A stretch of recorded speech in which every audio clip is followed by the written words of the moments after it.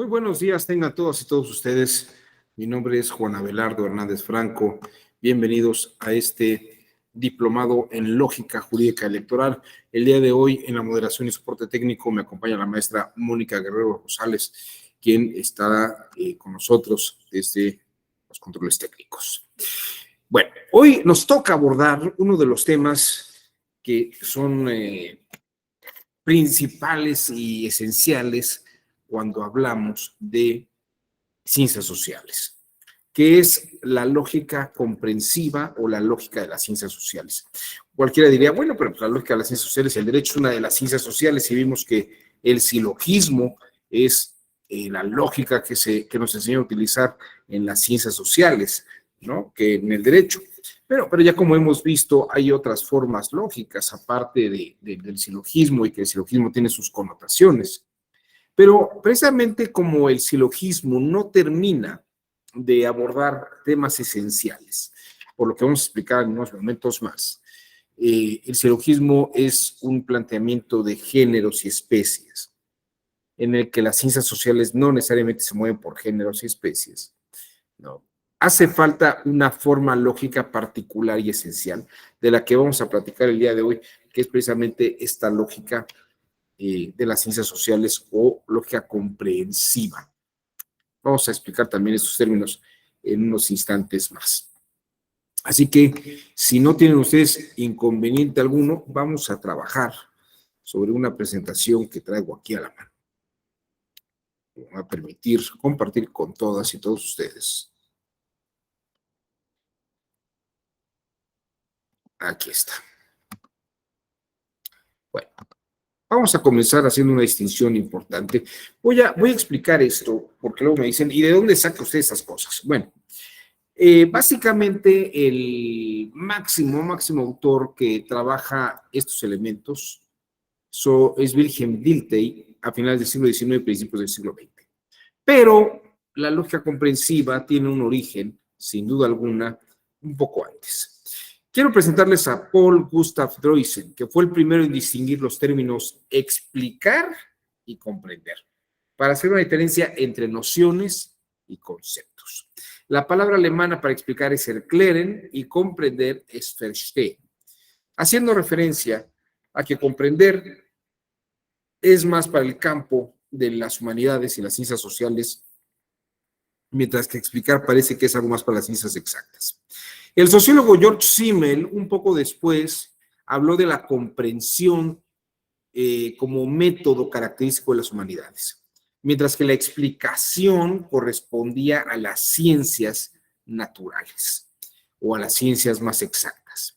De hecho, estos dos términos van a terminar de definirse muy bien cuando Wilhelm Dilthey lo termine de desarrollar, lo termine de elaborar, y precisamente va a distinguir lo que es comprender, algo que le pertenece a las ciencias del espíritu, donde nosotros elaboramos nociones, mientras que las ciencias de la naturaleza, donde incluso está la geometría, está el explicar por medio de conceptos. Vamos a explicar esto todavía con más detalle. Edmund Husserl, otro gran contemporáneo de Wilhelm Dilthey, distingue, por ejemplo, lo que es la razón pura, que son conocimientos totalmente abstractos, de la razón práctica, que es un conocimiento aterrizado a las partes técnicas y de experiencia. Sin embargo, la razón práctica todavía maneja ideas un poco abstractas, mientras que una razón empírica, que es la praxis cotidiana, ya opera con ideas que se van ajustando de momento a momento. Por ejemplo, la razón pura se dedica al estudio de la aerodinámica, ¿no? Sobre el movimiento de los vientos y cómo las aves planean. La razón práctica hace referencia a toda la actividad de cómo hacer algo. Por ejemplo, cómo volar un avión. Y uno puede leerse los manuales de los aviones, del Airbus, de los aeroplanos, de los DC-10 o de los Embraer, de algunos de estos aviones, ¿no? Y uno puede ver todo el manual y ver la parte técnica de cómo hay que volarlo.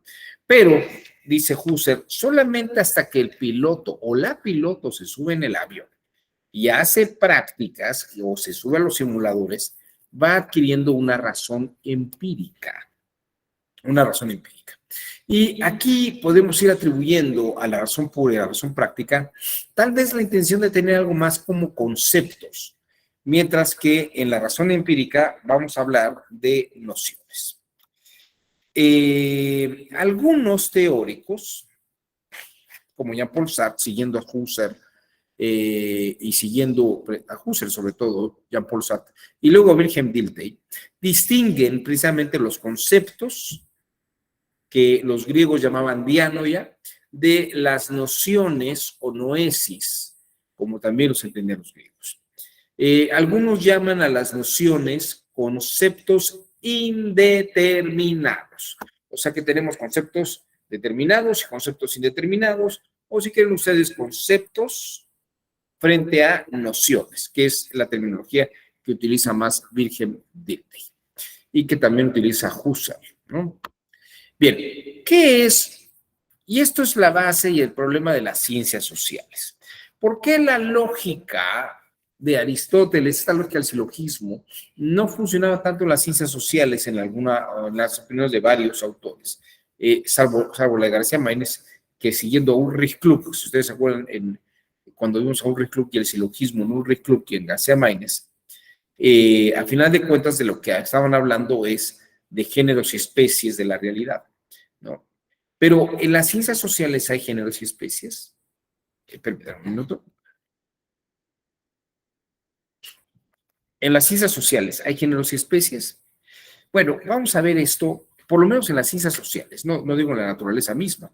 Obviamente en la naturaleza hay géneros y especies, pero el comportamiento humano se puede dividir por géneros y especies exactas, como las especies biológicas. Bien, aquí está el punto.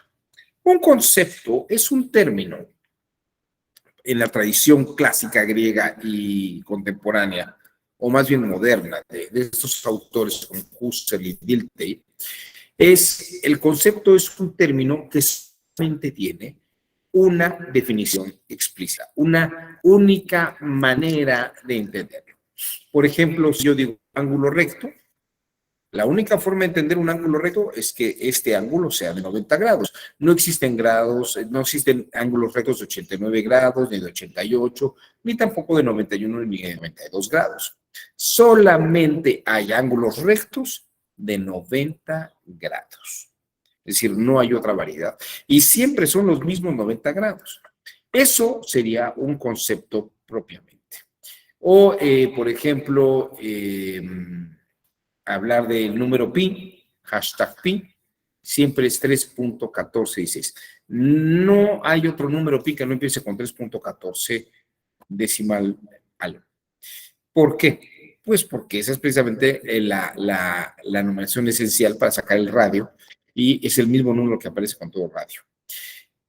Es decir, estos son términos que no tienen variabilidad. Por eso se dice que son exteriores, dice Jean-Paul Sartre. Son términos exteriores porque todo el mundo los ve exactamente igual. Son atemporales porque no importa cuándo, dónde y cómo se diga, ¿no? Siempre van a ser los mismos, 90 grados para el ángulo recto y el número pi va a ser 3.14.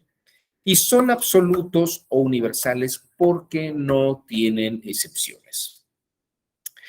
En cambio, la noción tiene una peculiaridad. La noción es un término que tiene mucho que ver con una subjetividad, tiene que ver con una apreciación de época, por eso es que decimos que es temporal y de lugar. Y decimos que es general porque aunque podemos sacar un común denominador en la mayoría de los casos, en que vemos la definición de una noción, no necesariamente quiere decir que siempre es la misma, podemos encontrar una excepción. Por ejemplo, la palabra bien común es una noción. ¿Cuántas formas de entender el bien común? Siempre que se presenta el bien común, se presenta de la misma manera, de la misma forma para todos. O, por ejemplo, vamos a pensar en la palabra riqueza. ¿En qué momento alguien empieza a ser rico? ¿En qué número de moneda o en qué número de dólar uno empieza a ser rico?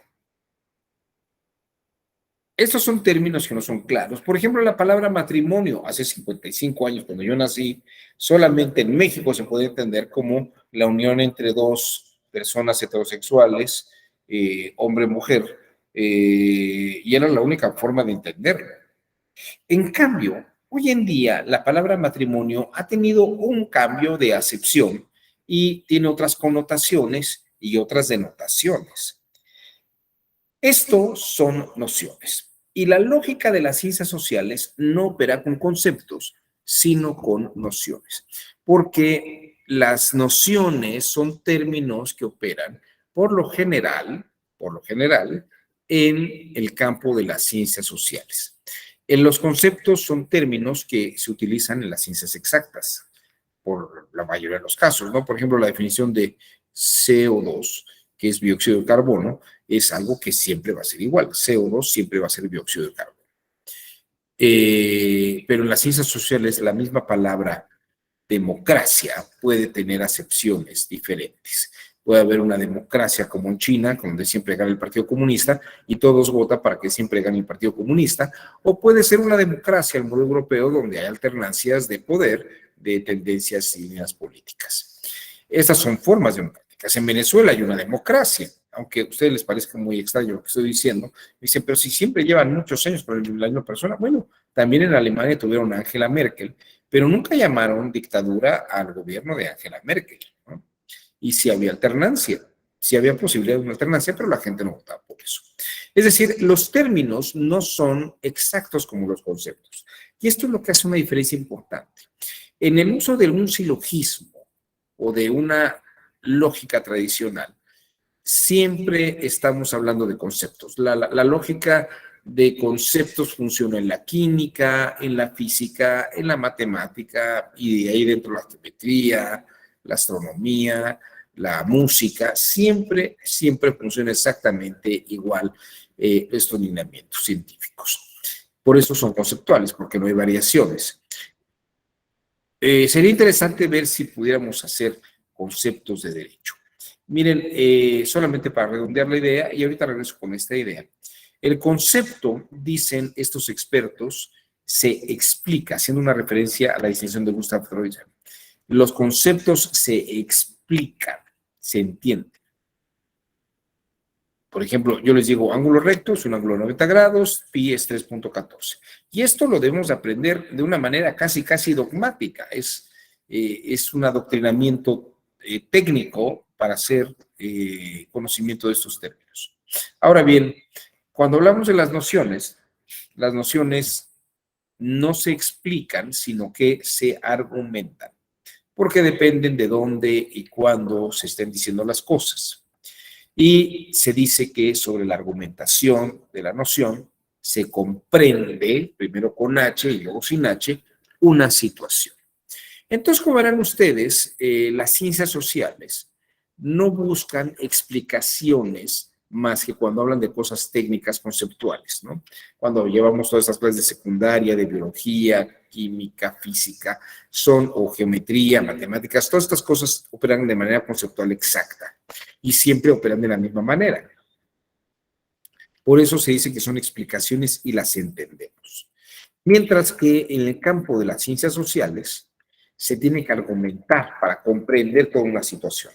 Y la lógica comprensiva es la que busca no entender algo de manera explicativa, sino comprender un contexto y una situación en la que los términos nocionales, que no son exactos, se expresan y están presentes ahí. Hubo un par de épocas en las que se intentó hacer o buscar o determinar o reducir, si quieren ustedes la palabra adecuada, reducir las nociones, sobre todo en derecho, a conceptos determinados. Pero esto parece que no funcionó del todo bien. Tenemos a la escuela de la jurisprudencia de los conceptos, donde destacan, sin duda alguna, Rudolf von Jhering y Bernard Winscheid. Estos autores intentaron trasladar y hacer conceptos de las ciencias sociales. El problema es que en la realidad dinámica los términos no se quedan estáticos, sino que están en constante movimiento. Lo mismo intentaron los posglosadores en el siglo XIII, al final de la Edad Media. Y Sexto Empírico, un contemporáneo, bueno, un coetáneo de la época de Aristóteles, ya tal vez un poco después de Aristóteles, todavía existía la Academia de Platón.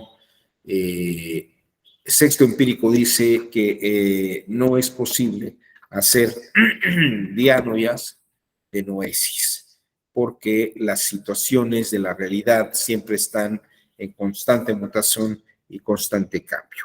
También intentó esto en su momento François Genis, ¿no? En la Escuela Científica Francesa, decía que había que elaborar seguimiento del método para entender esto de una manera mucho más clara y tal vez entender el contexto social o histórico en el que las cosas se van viviendo y comprendiendo, ¿no? Yo no sé si hasta aquí quede clara la diferencia entre un concepto y una noción. Tal vez valga la pena distinguir que hay definiciones conceptuales y hay definiciones nocionales. O si quieren ustedes, para hacer más fácil esta exposición, hay definiciones de conceptos determinados y hay definiciones de conceptos indeterminados. Por ejemplo, la palabra derecho, cuando estamos hablando de la ciencia jurídica, la definimos como el conjunto de normas jurídicas que regulan los comportamientos de las personas en sus relaciones, ¿no? Una cosa así. Bueno, pero esa es una definición para lo que es la ciencia del derecho, porque podríamos decir, derecho es toda prerrogativa y facultad que tiene una persona, ¿no? Esa es otra forma de definir derecho.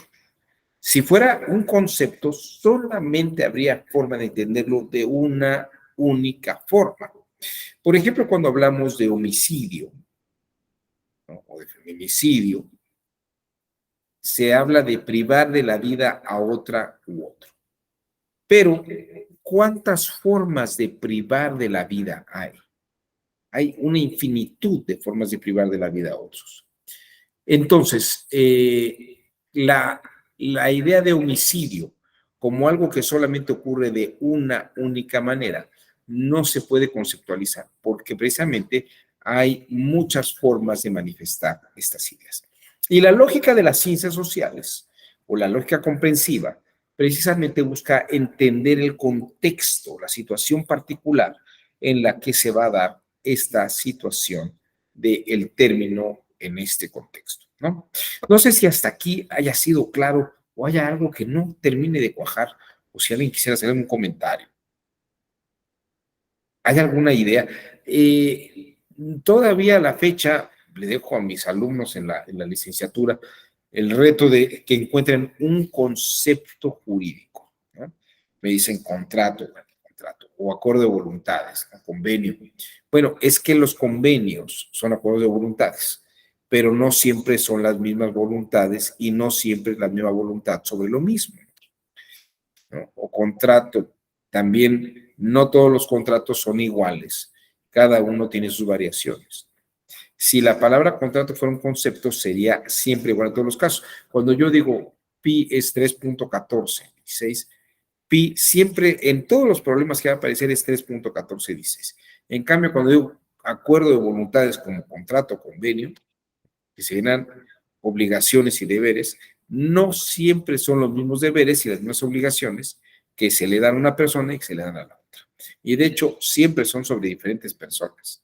Por eso es que el derecho no opera con conceptos, sino con nociones que dependen de los operadores, de las circunstancias, de los contextos y de los momentos, ¿no? ¿Dudas hasta aquí? ¿Comentarios? ¿Alguien quiere hacer algún comentario? ¿No? Sí, adelante, adelante, José Luis Ortiz. Buenos días, ¿cómo estás? Buenos días, disculpe por conectar un poquito tarde. Nada más, el tema de nociones, quisiera ver si brevemente nada me lo puede repetir. Lo de conceptos, sí logré entenderlo, sí logré llegar. Incluso, no sé si también tenga que ver, por ejemplo, con la jurisprudencia alemana, que es jurisprudencia de conceptos, y habla usted también de la interpretación de los glosadores, de los posglosadores, me parece, en donde también para interpretar la norma o las leyes, pues y trataban de establecer conceptos, ¿no? Pero lo que me hace falta es lo de la noción, nada más, por favor, sí. Con todo gusto, José Luis. Gracias. Fíjese que la idea, la noción es lo que llamamos aquí algunos conceptos indeterminados. Es decir, que la acepción puede tener otros significados aterrizados a una situación particular. Pero mire, quiero mostrarle lo siguiente.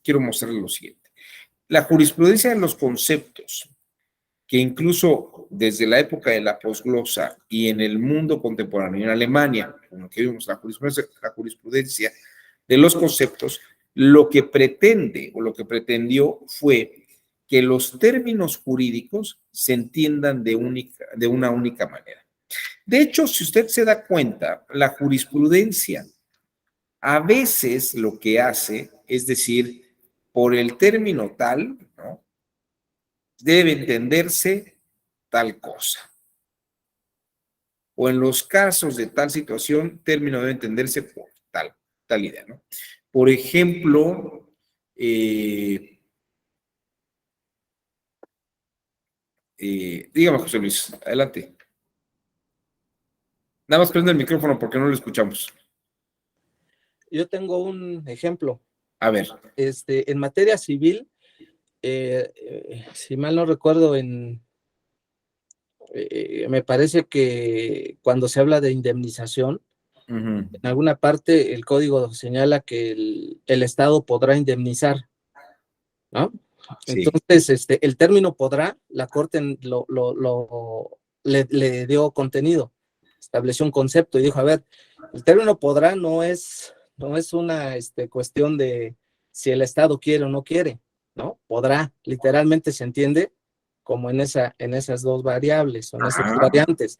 Si el término podrá, siempre tendrá que ser obligatorio. O sea, podrá debe entenderse como deberá, ¿no? No sé si ahí se está dando un concepto. Fíjese que ese es un intento de hacer un concepto.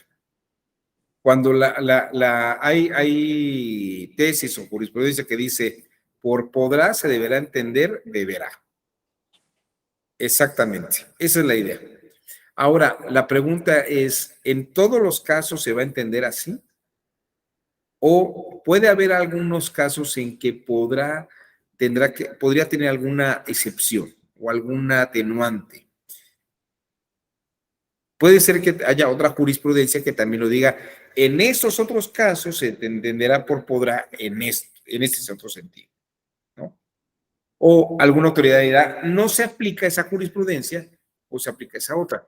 Por eso luego tenemos en algunas épocas, José Luis, jurisprudencias encontradas.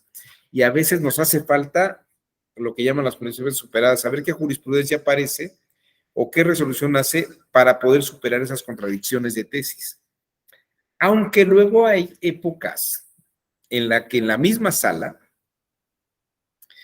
en la misma época, hay jurisprudencias encontradas. Y las mantienen, tal vez por las connotaciones en las que cada uno de esos términos puede aplicarse.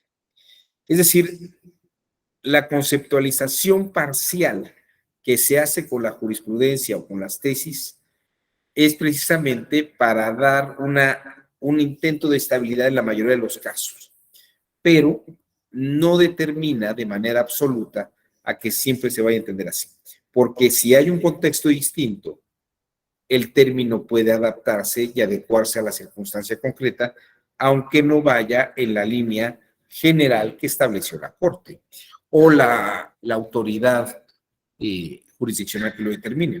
No sé si ahí queda más claro, José Luis. Sí, muchas gracias. De hecho, esto lo podemos entender nosotros, que estamos muy cerca de las operaciones jurisdiccionales, ver cómo hay tesis que se contradicen, cómo hay terminología que se contradice y luego cómo hay jurisprudencia superada, que se va superando, decimos. Y luego con el paso del tiempo van apareciendo otra vez estas contradicciones aparentes y estos fenómenos, pero es precisamente por eso, porque no hay una estabilidad absoluta, ¿no? Por eso es que para poder ser jueza o juez o magistrado de sala superior hay que estudiar muchísimo, hay que saberse las resoluciones y ver un poco las opciones que ha ido dando las tendencias. No es como en la física o en la química en la que uno ya tiene las bases de la carrera, en donde los términos no varían, porque precisamente son conceptos, no varían, son absolutos, universales. En cambio, cuando uno estudia derecho y está concursando por un puesto de alto nivel, tiene que estudiar todas esas cosas contingentes, que son resoluciones, que incluso pueden estar variando, ¿no? Nunca faltará no, pues es que estudié esta resolución y esta tesis. Y le dirán, bueno, pues sí, pero ya está superada, o ya apareció esta otra, o no sé si se había enterado de esta otra, ¿no?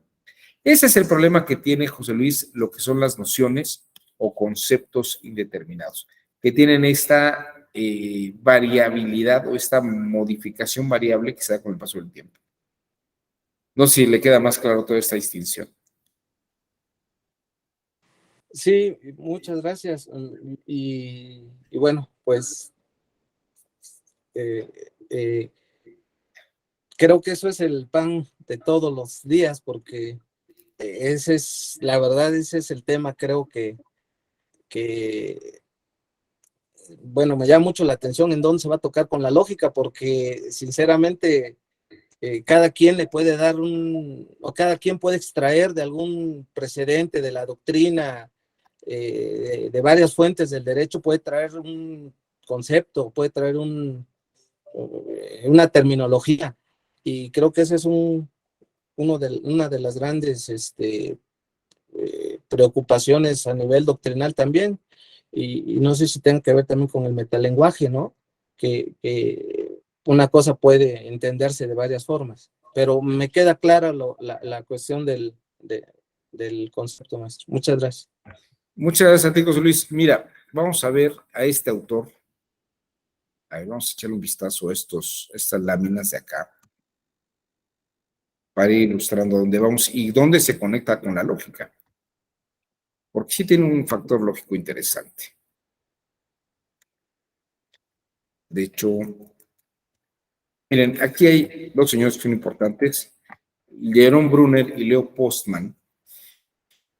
En los años 50 y 60, principios de los 60, ambos autores desarrollaron una teoría que se llama The New Look.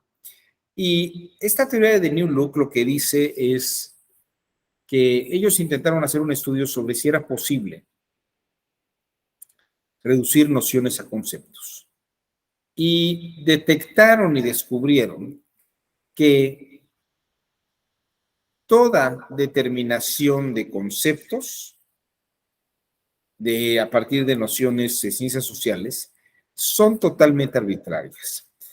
Si hay cierta tendencia ideológica a determinar cierto tipo de creencia, esa teoría o ese interés político va a determinar eso como conceptos. Pero si llega otra corriente ideológica, otra corriente política, puede alterar los términos conceptuales de las nociones porque está basado en otro fundamento. Es decir, los conceptos sociales que se tratan de establecer siempre estarán sesgados por algún interés de algún partido o de alguna persona en particular o de alguna ideología o forma de pensamiento filosófico. No existe una manera de determinar los conceptos de esta forma.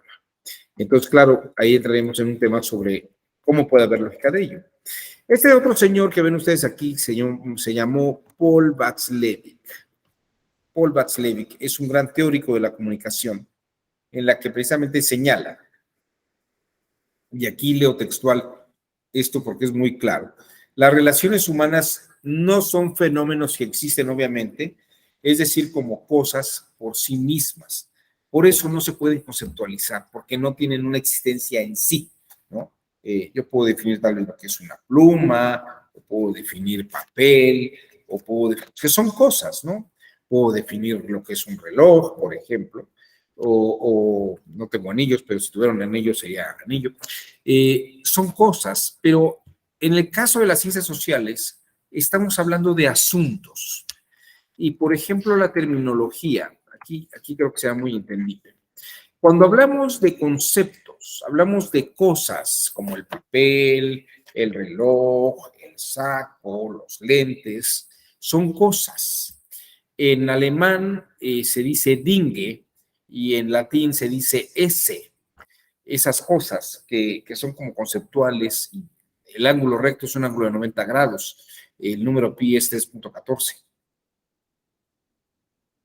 Pero si hablamos de nociones, no estamos hablando de cosas, como diría Paul Watzlawick, sino más bien de asuntos. En latín, res, ¿no? Las res jurídicas son los asuntos jurídicos. En alemán se dice Sache.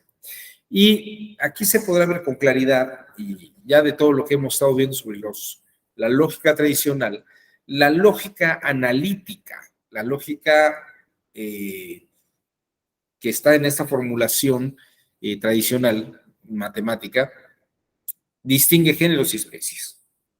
Y propiamente atiende a temas que podemos entender y conocer. Y me atrevería a decir a explicar, ¿no? Todo eso va en esa línea. Mientras que la lógica comprensiva busca contenidos variables que se comprenden, ¿no? Y que en todo caso se argumentan para poder entenderse de una manera u otra. Perdón.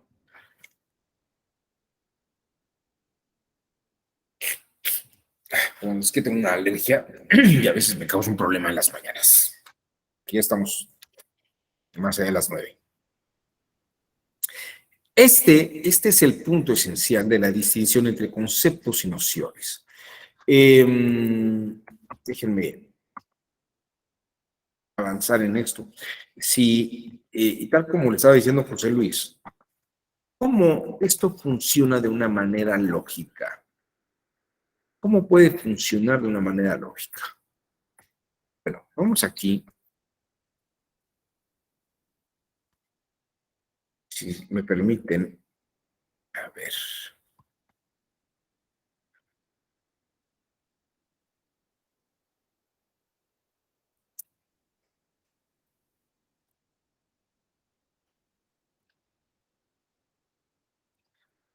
Vamos a pensar primero en la lógica analítica. Creo que hemos visto el silogismo en alguna sesión anterior y voy a explicar esto, cómo funciona la lógica analítica. Por ejemplo, aquí tienen lo que se llama el árbol de Porfirio. Me parece que incluso lo utilizamos para explicar el silogismo, en el que podemos ver lo más genérico a lo más específico. Por ejemplo, lo que todas las cosas son ser. Si no, todas las cosas que son y que existen son seres, pero hay seres vivos, seres no vivos, dentro de los seres vivos hay mortales o inmortales, para los griegos los inmortales eran como los dioses, y dentro de los vivos mortales están los vertebrados e invertebrados, los mamíferos y no mamíferos, los vertebrados pueden ser mamíferos o no mamíferos, dentro de los racionales tenemos bueno, tenemos seres vertebrados racionales y irracionales, y dentro de los racionales tenemos al ser humano, y dentro del ser humano tenemos a Sócrates, a su esposa Jantipa, a Luis, a Pedro, a Juan, a todos. El silogismo funciona de la manera en que lo que le pasa al género, le pasa a la especie. Por ejemplo, si a todo hombre le toca ser mortal, porque es una especie del género mortales, todo hombre es mortal. Sócrates, si Sócrates es hombre, como especie de hombre, a Sócrates le va a pasar lo que le pasa al género hombre. O sea que si hombre es mortal y Sócrates es hombre, a Sócrates le va a pasar ser mortal. Ahí está esta lógica analítica, que es una lógica de géneros y especies. Otro ejemplo, si quieren ustedes. O no sé si este ejemplo quede claro. A ver.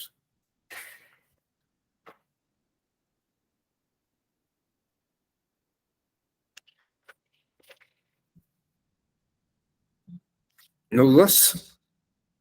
Bueno, aquí vamos a ver otro. Tenemos figuras, y dentro de las figuras hay geométricas y no geométricas. Dentro de las figuras geométricas tenemos aquella cuya suma interna de ángulos internos, cuya suma de ángulos internos son 180 grados, y aquella cuya suma de ángulos internos es mayor a 180 grados. Dentro de la suma de ángulos internos, figuras geométricas que tienen una suma interna de 180 grados, tenemos triangulares y no triangulares. Dentro de las triangulares conocemos a escaleno, a isósceles y a equilátero. Todos estos triángulos, la suma interna de sus ángulos suman 180 grados. Entonces, si todos los triángulos tienen una suma interna de 180 grados y escaleno es un triángulo, entonces a escaleno le pasará que tener una suma de ángulos de 180 grados. Como verán, nuevamente estamos cogiendo especies. Isósceles, como también es un triángulo, también le pasará lo que le pasa a los triángulos, que es tener una suma interna de 180 grados, y equilátero exactamente igual.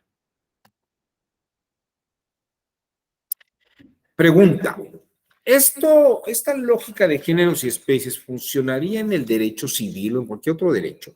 ¿En derecho electoral podría funcionar géneros y especies? Miren, por ejemplo, en el Código Civil tenemos este género que es convenio.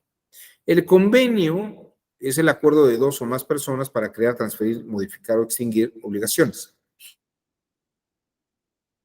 Y dentro de los convenios hay una especie que es contratos, que incluso está el siguiente artículo del convenio.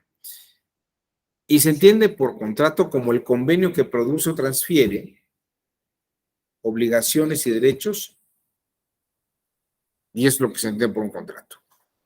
Ahora, fíjense que es interesante porque los contratos se dividen en válidos e inválidos. La primera especie de contratos son válidos e inválidos. Y dentro de los válidos tenemos los que se perfeccionan por consentimiento y forma establecida por la ley, y los que se perfeccionan por el mero consentimiento sin forma establecida por la ley. Pero luego tenemos unilaterales y bilaterales. Y pregunta: ¿qué dentro de los que se perfeccionan por consentimientos y en forma establecida por la ley no puede haber algunos unilaterales y bilaterales? Fíjense que si es cierto esto, entonces lo unilateral o bilateral no es una especie exclusiva de los contratos que se perfeccionan con el mero consentimiento sin forma establecida por la ley, sino que también pueden ser contratos que sean del consentimiento y forma establecida por la ley. Si es cierto que hay dos especies de distintas especies o de distintos géneros o subgéneros, entonces se rompe la lógica analítica de géneros y especies, porque entonces ya no tiene lógica esta distinción de géneros y especies como la habíamos visto. Bueno, no sé si hasta aquí haya algo. ¿No fui muy rápido? ¿Se entiende esta idea del género y la especie? Pregunto, en el derecho electoral o en cualquier tipo de derecho, ya les puse un ejemplo de derecho civil, existe una clara división de géneros y especies jurídicas. O sea, hay una taxonomía jurídica normativa exacta. Existe la pirámide de Kelsen exacta en materia jurisdiccional electoral.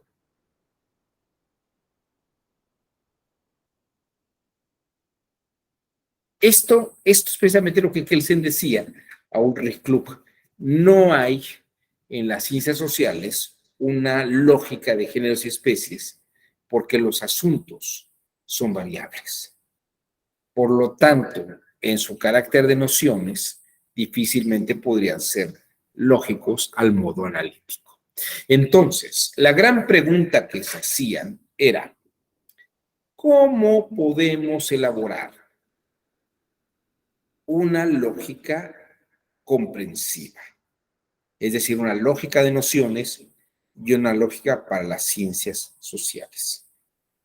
Si ustedes me permiten, vamos a hacer un muy brevísimo receso de 5 minutos, en lo que hago unos ajustes técnicos aquí. Estoy en uno de los salones de la Escuela Judicial Electoral y tengo que hacer algunos ajustes técnicos aquí adentro. Si me permiten, son las 9:50, nos vemos en 5 minutos a las 9:55, por favor. Gracias.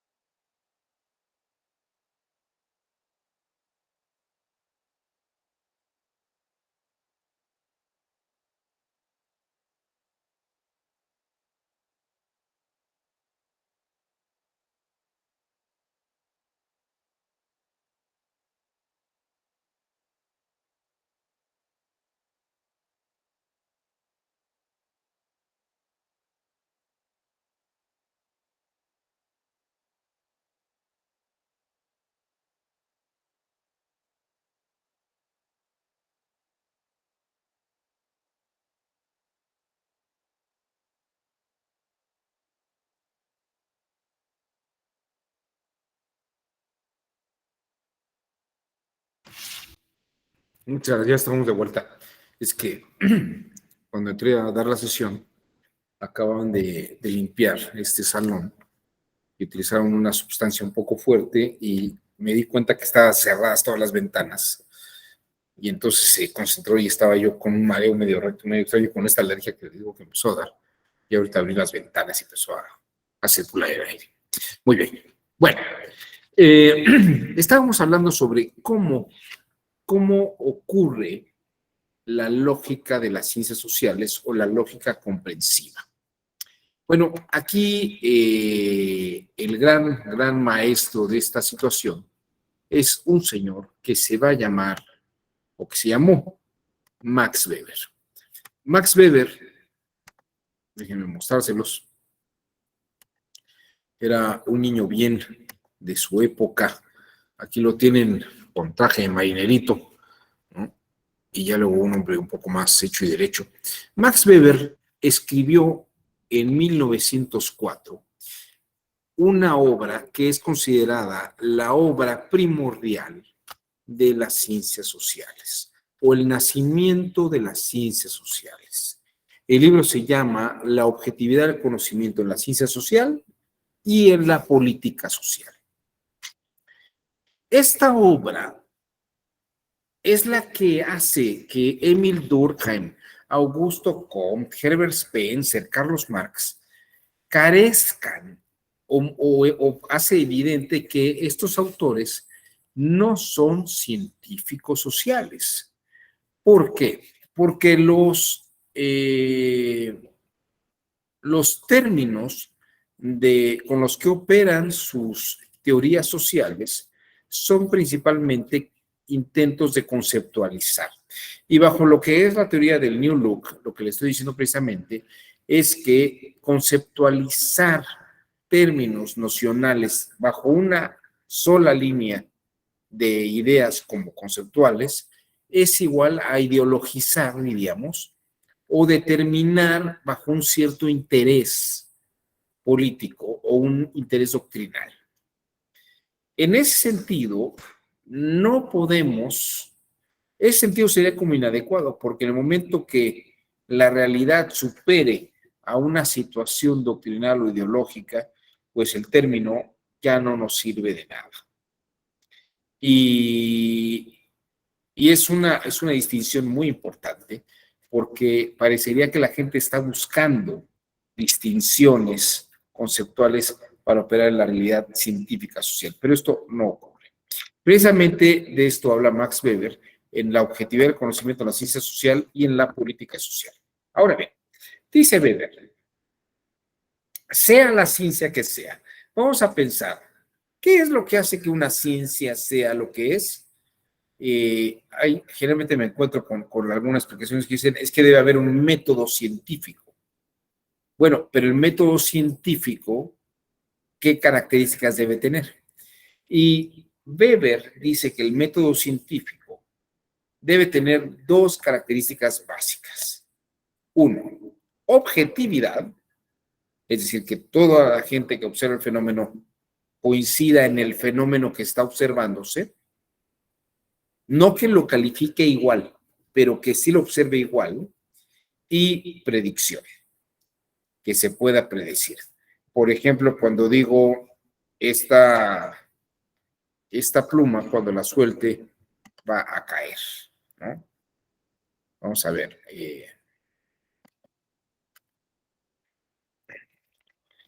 Aquí está esta pluma, ¿no? Ahí cayó. Cuando yo suelte esta pluma, la pluma va a caer. Ahí, vamos a ponerla acá. Aquí. Cuando suelte la pluma va a caer. Aquí voy a poner un poquito más acá. Predicción. Cuando suelte esta pluma, la pluma va a caer. ¿Cierto? ¿Se cumplió la predicción? Se cumplió la objetividad, todo el mundo la vio igual, ¿no? Digo, todo el mundo vio el fenómeno, ¿cierto? Bueno, esto es objetividad y predicción. Cuando yo uno 2 moléculas de hidrógeno y una de oxígeno, voy a obtener agua. Es una predicción y cuando lo realice, seguramente va a ocurrir. Si yo sumo 2 más 7, me va a dar 9. Estoy haciendo una predicción y va a ocurrir, ¿no? Ahora bien, fíjense bien, aquí es donde entra el punto. Y si me ayudas, José Luis Ortiz, otra vez, te voy a mostrar. Vamos a hacer otra vez el experimento. Objetividad, bueno, mi predicción es que cuando suelte el objeto va a caer. ¿De acuerdo? Sí. Muy bien. Ahora te voy a hacer unas preguntas, José Luis. ¿El objeto cayó bonito? Eso es subjetivo. Es subjetivo. ¿Cayó mal? Eh, También habría que definir qué es bien y qué es mal. Bueno, fíjate que es muy interesante esto. Cuando yo sumo 2 más 7, ¿eso es bueno o eso es malo? No se puede, no tiene un calificador de óntico, ¿no? Si es bueno o malo. Ya tocaste el punto, José Luis. En las ciencias, dice Max Weber, no hay juicios de valor. Las ciencias solamente describen hechos. Las ciencias solamente describen hechos. No hacen juicios de valor. Y precisamente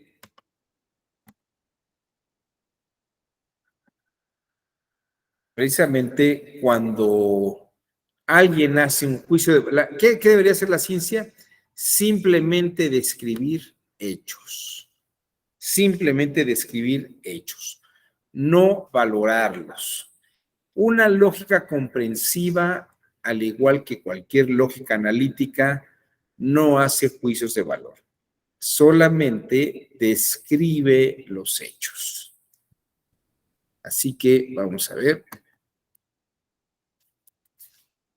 La objetividad solamente es descripción de hechos. No valora y no significa de una manera simbólica. Valorar o significar valorativamente, eso es un trabajo que lleva a cabo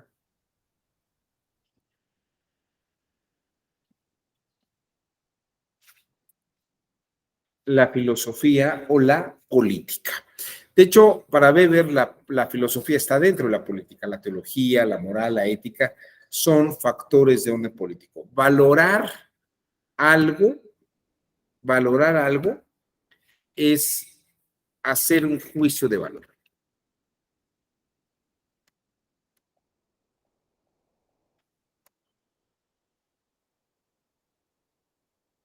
Valorar algo es hacer un juicio de valor.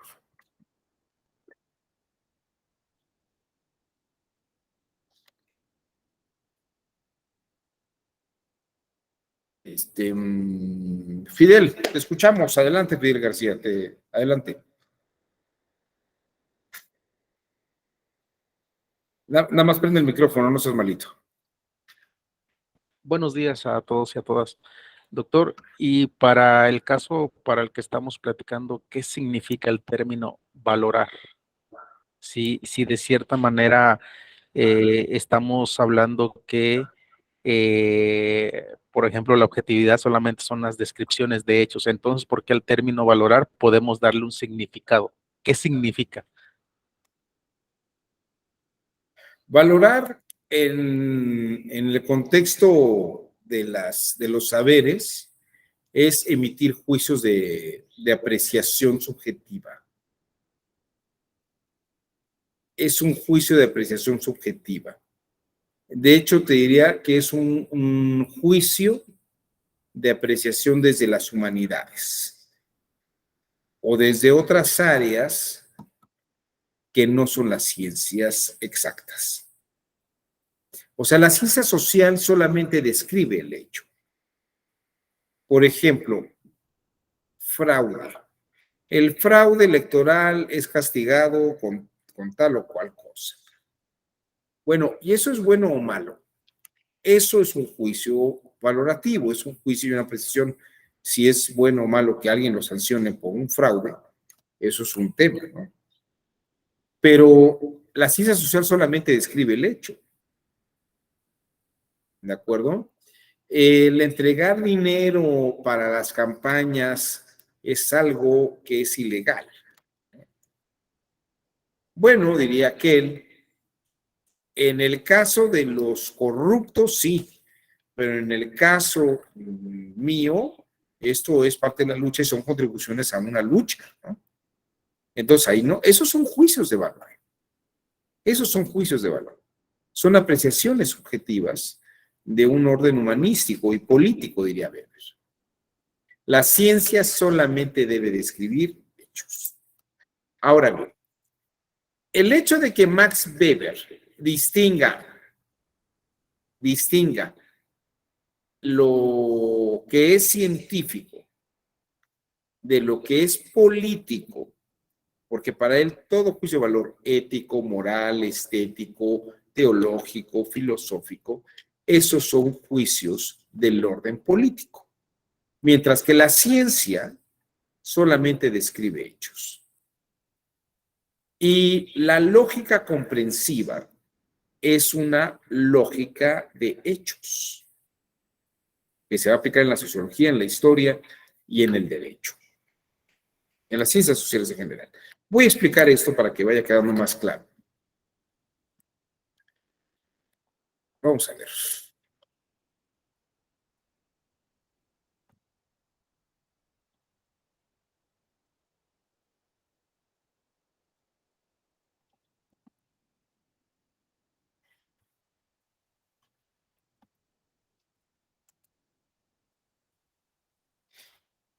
Miren ustedes, por ejemplo, en las ciencias exactas, ya hemos dicho que hay predicción y objetividad. Por ejemplo, en estas ciencias exactas tenemos valores específicos y determinados. Tenemos el valor 2, el valor 7, y la predicción es que cuando sume 2 más 7 me va a dar 9. Cuando sume yo 2 moléculas de hidrógeno y un oxígeno, esto será, también será agua, ¿no? Es bueno, es malo, es bonito, es feo, solamente son hechos, son valores que son conceptuales en los que no hay nada que discutir ni valorar, porque las cosas ocurren tal cual. Ahora bien, si ustedes, por ejemplo, ven este tipo penal, privar de la vida a una mujer por razones de género es igual a feminicidio. O toda violencia que se lleve a cabo en elecciones es violencia política, que puede ser de género, ¿no? Si es precisamente por razones de género, puede ser violencia política de género, ¿no? Esto, ¿cómo lo podemos traducir a la lógica?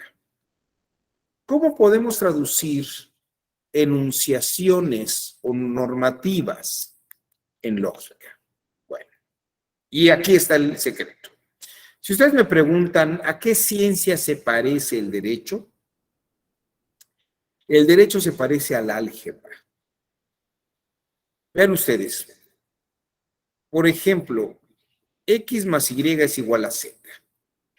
¿El álgebra es una ciencia? Y les voy a decir, sí, es una ciencia formal, porque la fórmula algebraica X más Y igual a Z es predictiva. Cada vez que tengamos X más Y nos va a dar Z. Es objetiva, pues todo el mundo ve ahí X más Y es igual a Z. Pero como son variables, no son valores, podemos precisamente jugar con los contenidos. Por ejemplo, si Z equivale a 5, X puede valer 1, Y 4, X puede valer 2, Y 3, X puede valer 3, Y 2, o bien X puede valer 4 o Y 1. Como verán ustedes, los contenidos de las variables un poco juegan en razón de cómo está la operación. Bueno, esto ocurre de la misma manera.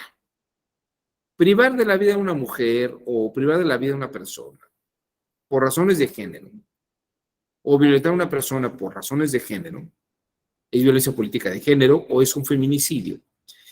Estas son fórmulas. La lógica comprensiva ve al derecho como fórmulas, donde la fórmula es objetiva y predictiva. ¿Cuántas formas de privar de la vida a una mujer hay? Muchísimas. ¿Cuántas formas de hacer violencia a una persona hay? Muchísimas. Por razones de género. Hay muchas razones de género. Esto puede ser privar de la vida a una mujer por razones de género, feminicidio. Siempre será feminicidio. Ahora, los contenidos de privar de la vida o violencia política por razones de género, ¿cuántas formas hay de eso? Les voy a decir esto. Las nociones en el derecho no tiene conceptos, sino que tiene nociones. Y como tiene nociones, opera con variables. Entonces, lo que les puedo decir es que la ciencia del derecho es una ciencia formal como el álgebra. Es objetiva y predictiva como fórmula, no como saber con unos contenidos determinados. ¿Por qué?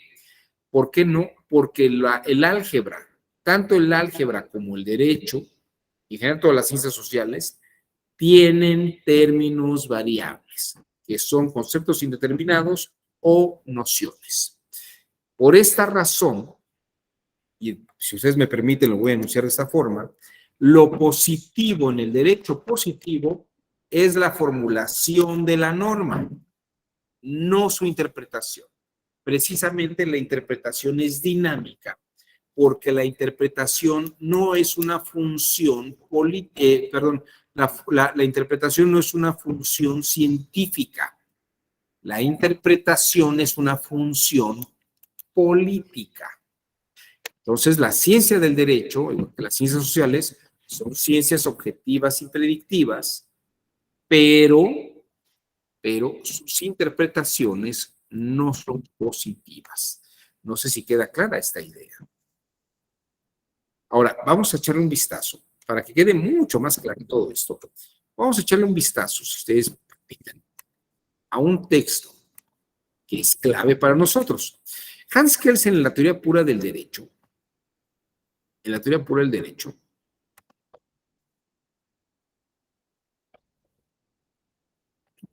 ¿sí?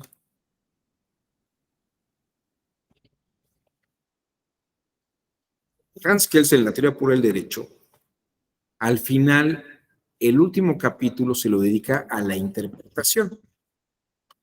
Y ahora vean ustedes, vamos a ver este.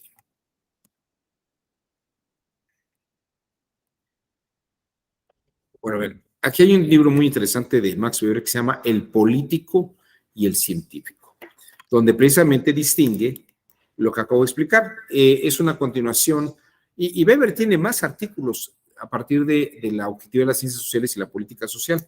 Precisamente dice que la ciencia, la objetividad de la ciencia social es científica, pero la política social es totalmente subjetiva. Y porque maneja nociones, las valoraciones subjetivas son políticas. ¿Qué significa una norma? Por ejemplo, cuando José Luis dice la Corte establece que podrá es igual a deberá, esa es una decisión política, no científica. Es decir, la variable formularia podrá, cuando la Corte dice esto debe entenderse por deberá, no está haciendo ciencia, está haciendo política. Es decir, le está dando un valor a la interpretación de la norma. Aquí vamos a ver la última página de la teoría pura del derecho de Hans Kelsen. La última página de la teoría pura de Hans Kelsen. Vamos a ver si un poquito menos, ahí está. No sé si alguien me hiciera a favor de leer por lo menos el primer párrafo.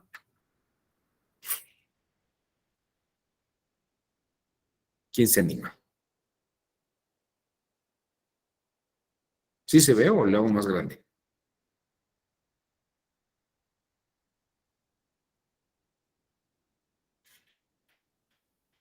A ver quién se anima. Usted, Fidel, no se anima, ¿eh? A ver, adelante.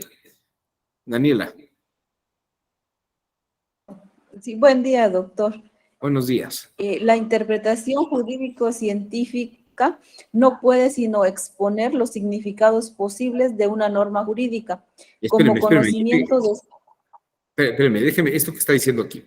Fíjense, lo jurídico-científico no puede sino exponer los significados posibles de una norma jurídica. Es como el álgebra. ¿Qué valores tiene la fórmula?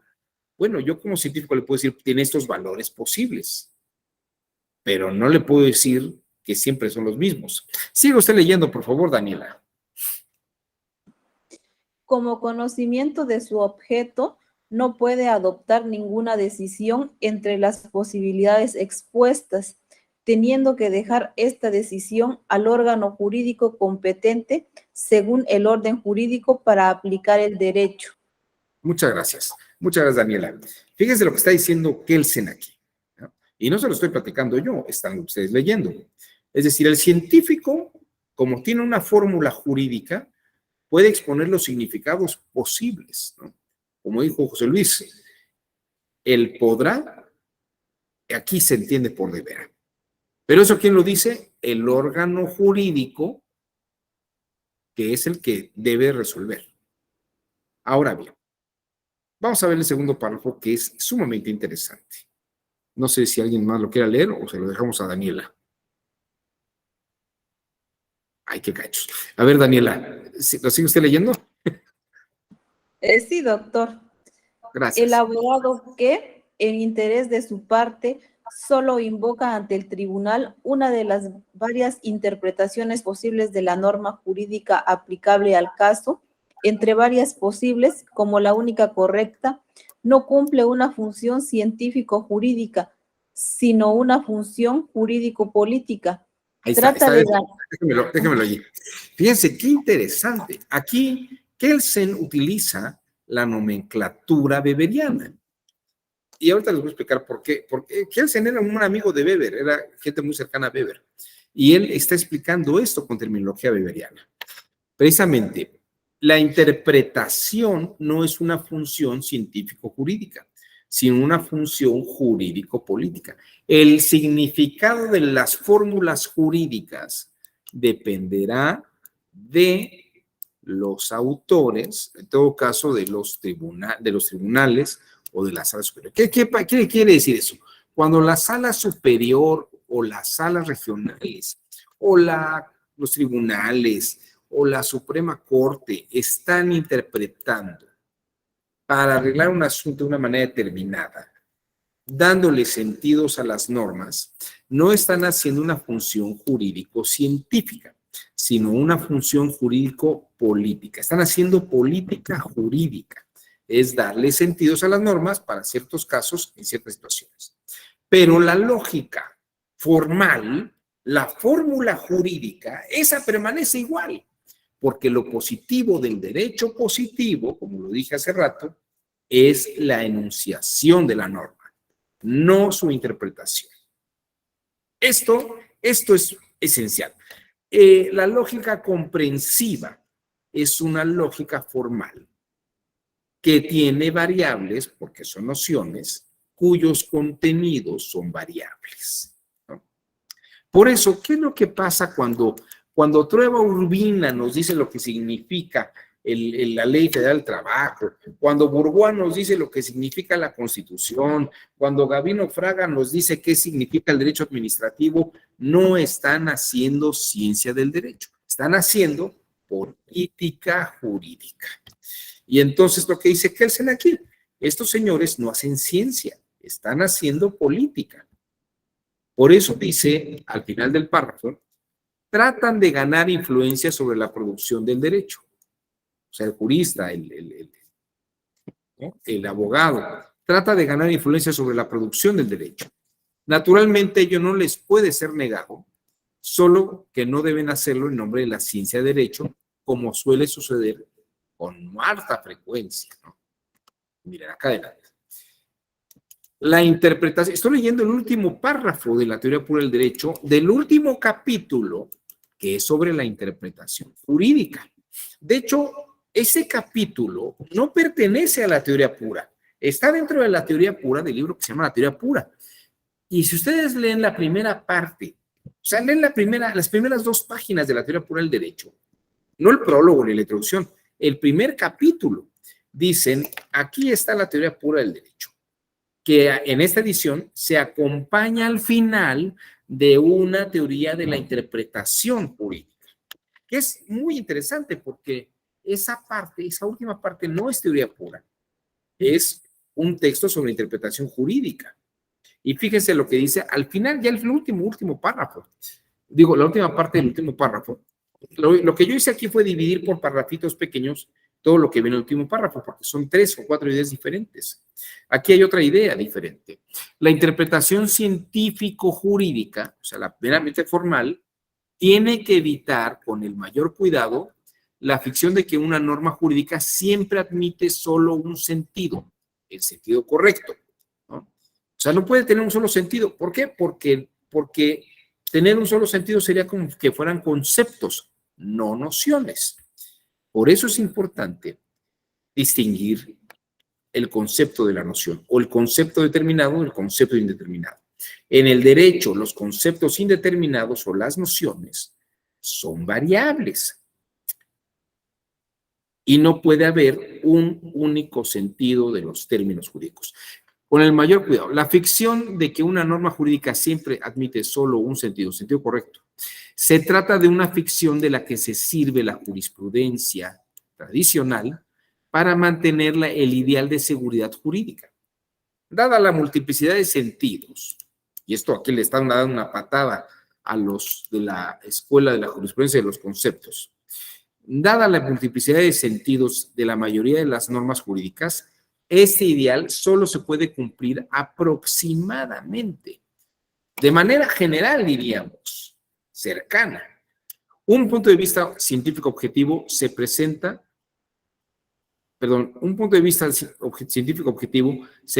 lo que solo es un juicio de valor político, falsamente como una verdad científica. O sea, decir, científicamente y objetivamente esto significa esto. En realidad, dice Weber, esto es un valor político, no es una verdad científica. Tal vez para ahondar en este tema, cuando yo andaba leyendo esto,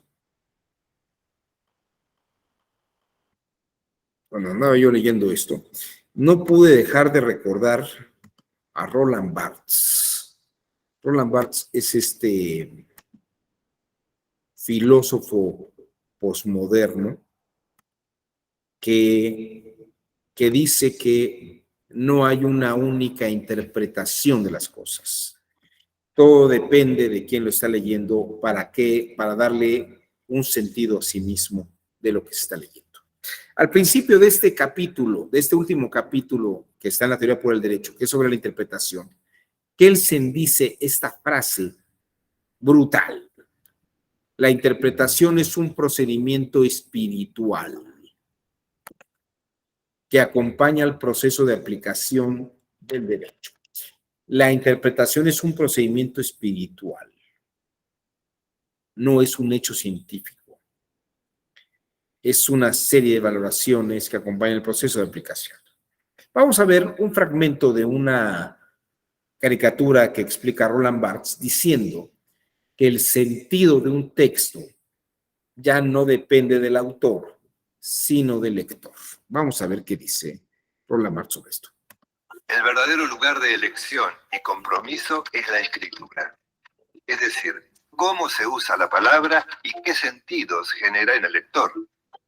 A diferencia de la lengua y el estilo, la escritura es una herramienta que cumple la función de unir la creación del autor con la sociedad, pues la escritura es lo que tiene en común el artista y su público. Barthes desautoriza el papel de la crítica literaria que busca una explicación del texto. Una obra literaria no puede ser comprendida en el contexto de la vida del escritor. Es inútil intentar entender qué quería decir el autor. Cuando el lector asume su libertad para leer, es decir, lee sin la obligación de entender qué quiso decir el autor, lo que provoca es, en palabras de Barthes, la muerte del autor. El texto literario no habla de lo que el autor expresó, sino de lo que el lector leyó. Por eso, la muerte del autor, dice, tiene una consecuencia inmediata. el nacimiento del lector. El lector extrae los sentidos de un texto, pero estos sentidos pueden cambiar de un día para el otro, como cambia de un lector a otro. Sostiene que la libertad del lector es lo que da sentido a un texto. Y en eso no interviene la intención del autor ni lo que los críticos llaman contenido.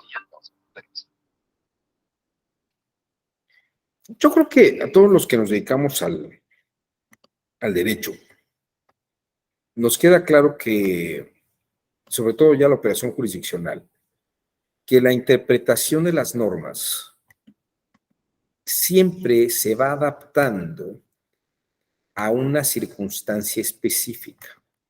No es que, y lo que sabemos es que el derecho tampoco permanece con un único sentido, porque decir que permanece con un único sentido ahogaría la interpretación de la norma jurídica, adecuándola a cada caso que se pudiera presentar. Hubo un autor también de las escuelas formalistas, que se llamó Philip Heck. Philip Heck sostenía en su texto que se llama El problema de la creación del derecho, que es preferible los intereses del legislador frente a los intereses de los particulares. Es decir, aquí dice, intentemos entender el sentido de la norma como lo dijo el legislador, ¿no? Esto es lo que se llama jurisprudencia de los intereses. En vez de manejarlo en razón de los intereses circunstanciales de la situación. Y no hay que olvidar que Philip Heck al final de su vida, igual que Carl Schmitt, se incorpora al Partido Nacional Socialista. Y esto le da un carácter, les guste o no, les da un carácter de fascistas totalitarios, en donde dicen el derecho y la ley solamente significan lo que yo quiero que signifique, ¿no? Pero hay que ser coherentes, ¿no? Está bien que el derecho signifique lo que usted quiera que signifique, pero debe de ser coherente. Solamente les diría que si esta idea es válida en cuanto que hay que seguir los intereses del legislador,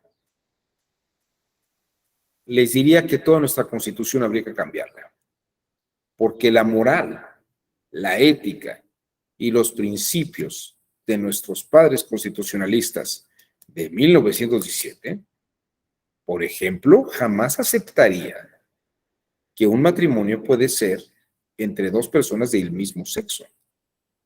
O también la visión de que los pueblos indígenas no tienen el mismo estatus que las leyes de la gente que vive en las ciudades, que los usos y costumbres tengan el mismo nivel y rango constitucional, o que la educación fuera laica y gratuita. Difícilmente los constituyentes del 17 me parecería que la habrían aprobado con el rigor de una idea socialista. Todos estos personajes eran porfiristas, eran pro falocracia, machistas, antiigualdad del hombre y la mujer, ¿no? Entonces habría que pensar si como decía Philip Heck, las leyes siempre se interpretan con su sentido originario. Tal vez si las leyes o las leyes constitucionales fueran mucho más generales y abstractas, como los Estados Unidos, tal vez podríamos buscar un sentido originario. Pero en la realidad mexicana, buscar un sentido originario me parece que es difícil. Bueno, no sé si en este contexto y con todo lo que se ha explicado, se ve por qué hay una lógica comprensiva. Sí hay una lógica formal, pero no en la que se tomen en cuenta los contenidos. El derecho tiene una lógica como la del álgebra. La fórmula lógica permanece. X más Y es igual a Z. A más B es igual a C. Y si no, entonces D. Pero, ¿qué significa A, B, Z, Y. Eso son valoraciones que los operadores jurídicos implementarán para adecuar la norma al caso particular. He ahí la lógica comprensiva o lógica de las ciencias sociales. Y esto es un gran salto en la historia de la ciencia social y solamente hay que entenderlo, o solamente era posible entenderlo, a partir de las obras de Max Weber. Tiene otro texto, otro ensayo que se llama ¿Por qué no utilizamos conceptos en las ciencias sociales? ¿No? O ¿por qué no utilizamos conceptos científicos en las ciencias sociales? Hay 4 o 5 ensayos, todos estos en Seix Barral, me parece, o en Alianza, en Editorial Alianza, los pueden encontrar. Les recomiendo Editorial Alianza porque tiene unas introducciones muy buenas que pueden accederles a los lectores. Yo, la verdad, había leído a Weber, pero nunca lo había leído con la claridad hasta que utilicé estas ediciones de Alianza y déjenme ver si las tenemos aquí en línea para que vean más o menos de cuáles estoy hablando.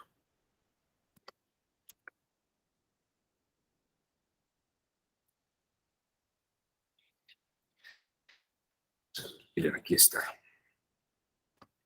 Aquí hay una. Digo, esto si les interesa el tema.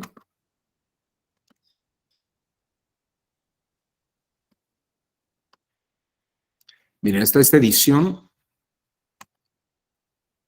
creo que es Alianza Editores. Alianza. La objetividad del conocimiento en la ciencia social. Aquí está. Y fíjense, 100 pesos en Gandhi.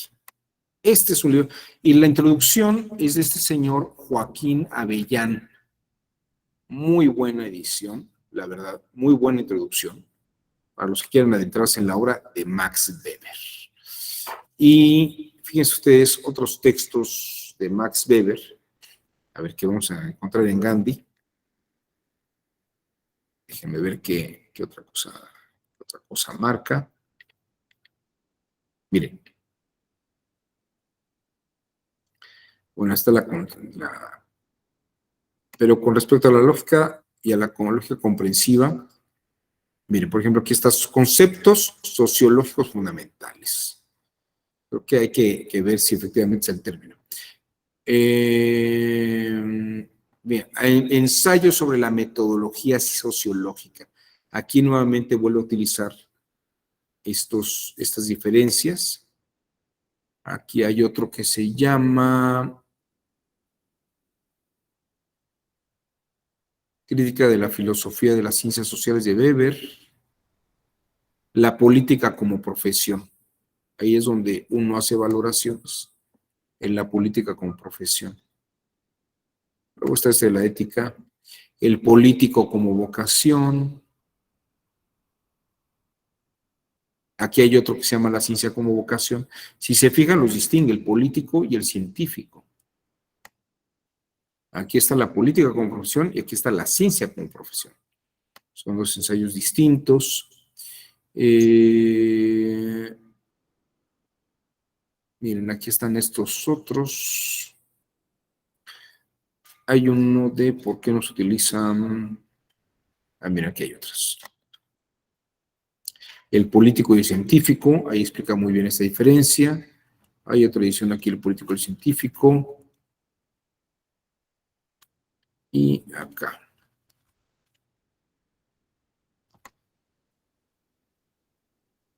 Allá no hay más. Bueno. De todos modos, hay otro, en Alianza, también hay otros textos. A ver, déjenme ver si está aquí. Les digo.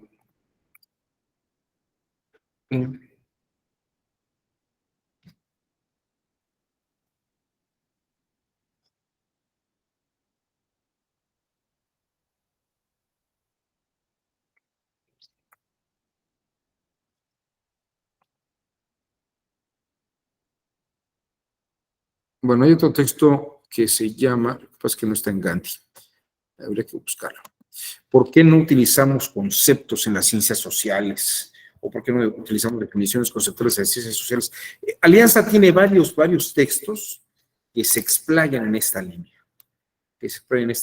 También está en una obra que se llama Economía y Sociedad, pero ahí está un poco más revuelto todo. Pero estos pequeños ensayos son muy interesantes porque son los artículos, e incluso son los artículos que leyó Kelsen. Y tal vez habría que decir que Kelsen tuvo una amistad con el grupo weberiano, o sea, con el editor de Max Weber y con toda la gente que rodeaba a Max Weber desde 1908. Y hasta después de la Primera Guerra Mundial, hasta después de 1917-18, o sea, 10 años después, tuvo ya una amistad muy buena con Weber. Weber más o menos creo que muere en 1921. O sea que la relación Weber-Kelsen ya personal había existido literaria, digo, epistolar, pero por lo menos desde el 1908 hasta 1921 era una relación muy constante. Y ya personalizada es que coincidieron en la misma universidad, pero ya fue entre 1918 y 1920-21. Entonces, de hecho hay unas cartas, hay una carta en particular, a ver si está aquí, yo creo que sí la tengo aquí, ya cerré el... Ahí está. Sí, cerré sin querer el archivo. Pero miren, hay una lámina que le dediqué a eso.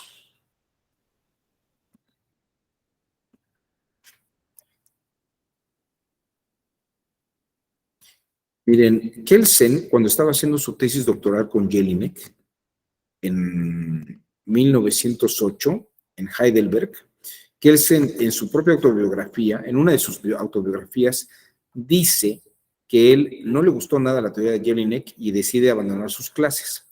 Y se acerca al grupo weberiano. En 1908, él dice que entabla relación con Emil Lederer. Aquí está. Y él era el administrador de la revista Archivos para las ciencias sociales. Archivos era la revista de Max Weber. Y desde 1915, Hans Kelsen ya está publicando artículos en la revista Archivos de Max Weber, que dirige el editor Emil Lederer. Y hay una carta del 2 de julio de 1918, interesante carta, de Marianne Weber, a Marianne Weber de Max Weber, en la que le cuenta que está en el seminario de Hans Kelsen y que y hay otras cartas también en esa misma época en la que habla sobre reuniones en las que está el círculo kelseniano-weberiano junto. Entonces, eso es una cosa muy importante porque en la medida que no se entiende a Weber, no podemos entender a Kelsen ni entender la lógica de las ciencias sociales aplicada en el derecho. De hecho, el derecho empieza a ser una ciencia cuando Kelsen, con la teoría pura del derecho, establece los parámetros científicos de Max Weber para las ciencias sociales. Y esto es lo que hace precisamente, y se muestra con claridad en toda la teoría pura del derecho, y yo les he mostrado esto en el último capítulo, que es donde está la teoría de la interpretación. Espero que haya sido de su interés esta clase, esta sesión, donde he tratado de acercarnos a la lógica comprensiva, que es la lógica de las ciencias sociales, sobre todo en el campo del derecho. A partir de esto, Karl Popper y una serie de pléyades de las ciencias sociales trabajarán esta misma idea de la lógica comprensiva como lógica para la sociología y otras áreas. Donde Weber, Karl Popper hablará de la falsación, que los términos no son absolutos, sino que se pueden ir falseando. Y claro, se pueden ir falseando porque es una lógica comprensiva, no es una lógica que permanezca, es inmutable. Diremos que son como elementos químicos variables. No sé si hay alguna duda hasta aquí, Fidel García o José Luis. ¿Sí se entiende por qué es lógica, José Luis? Sí, maestro, sí, me queda claro y la verdad es que también siembra usted la inquietud de conocer yo intenté leer a Weber, la verdad, pero creo que me tocó un libro, ¿no? De los que usted está citando y sí, no, o sea. Es endiablado leer, a ver, Sí. es difícil. Fíjate que la pronunciación del apellido Weber es así, Weber, porque es alemán. Si fuera inglés o norteamericano sería Weber. Es una confusión que hay, pero por eso se le dice Max Weber. A los autores americanos e ingleses sí es Weber. Por ejemplo, el diccionario de Weber es muy importante. Pero este es un alemán, por eso se le dice Weber. Y sí, José Luis, a mí también me costó mucho trabajo leerlo. Pero estas ediciones, por eso digo que estas ediciones de Alianza son buenas. Y hay que leer estas introducciones, porque también son hay que estudiar estas introducciones. Y la verdad es que Fondo de Cultura Económica, José Luis, acaba de reeditar Economía y Sociedad y los libros de Max Weber con unas traducciones de un sabio que tienen allí en el Colmex, que verdaderamente son traducciones directas del alemán de alguien que estuvo en Heidelberg estudiando a Max Weber directamente. Entonces las ediciones, estas nuevas ediciones del Fondo de Cultura, vale la pena comprarlas y leerlas, sobre todo Economía y Sociedad de Weber en Fondo de Cultura Económica, vale la pena leerla en esta nueva edición. ¿Cómo se llama este autor? Denme un minuto y ahorita les digo. Aprovechando que estamos en...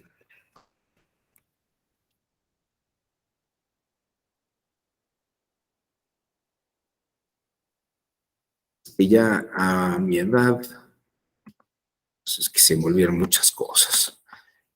A ver, aquí está. Son una serie de textos y de traducciones que hace este hombre. Miren, aquí hay una edición se llama Francisco Gil Villegas. ¡Qué bárbaro! Miren, de hecho este libro, Max Weber y la Guerra Académica de los 100 años, es el libro más bonito y sencillo que he leído sobre Max Weber. Va explicando cómo se va interpretando a Max Weber en distintas partes del mundo. Incluso cómo es que llega a México, en qué año llega a México, qué ediciones se leen en México. Francisco Gil Villegas hizo un estudio, una radiografía maravillosa, increíble, de estos textos de Weber. Estos textos de Weber. Déjenme ver si está aquí Economía y Sociedad. De hecho, en esta edición de Economía y Sociedad que hace Gil Villegas, aquí está, miren, esta edición de Economía y Sociedad de Gil Villegas, aquí nada más dice Max Weber, una nueva edición revisada, comentada y anotada. En esta edición, miren, aquí está Marianne Weber, que es la que termina de escribir el libro.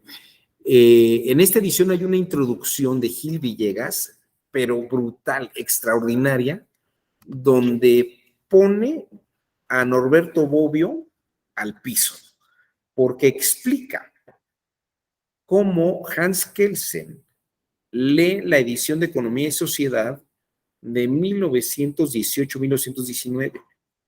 Y la crítica que le hace Bobbio a Kelsen es que no entiende la teoría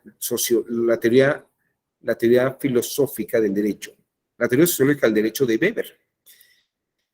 Y Gil Villegas dice, no podría haberla utilizado, ni podría haberse equivocado, porque Kelsen nunca leyó esa versión.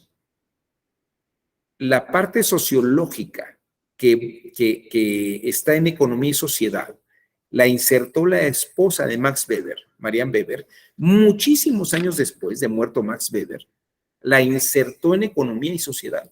Pero esa edición no la había utilizado Kelsen, porque Kelsen, cuando salió Economía y Sociedad de Weber, solamente tenía 60 páginas.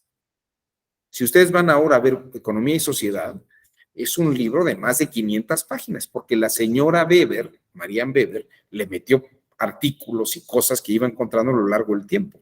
Entonces, muy interesante porque Gil Villegas le dice a Bobbio, usted leyó y está haciendo una crítica a partir de una edición que nunca utilizó Hans Kelsen. Entonces, nada más para que se den ustedes una idea del calibre del trabajo que hace Gil Villegas de las traducciones de Weber.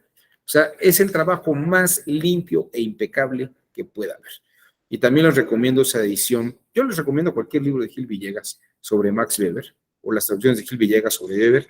Son muy didácticas y ya platicaremos, mi estimado José Luis Ortiz, después de leer esas ediciones, vas a ver que no es tan difícil leer a Weber. Te voy a decir una cosa que alguna vez le escuché a Noam Chomsky.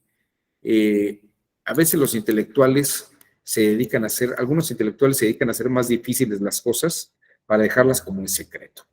Pero en realidad los grandes intelectuales escriben de una forma tan fácil que cualquiera debería entenderlos, ¿no?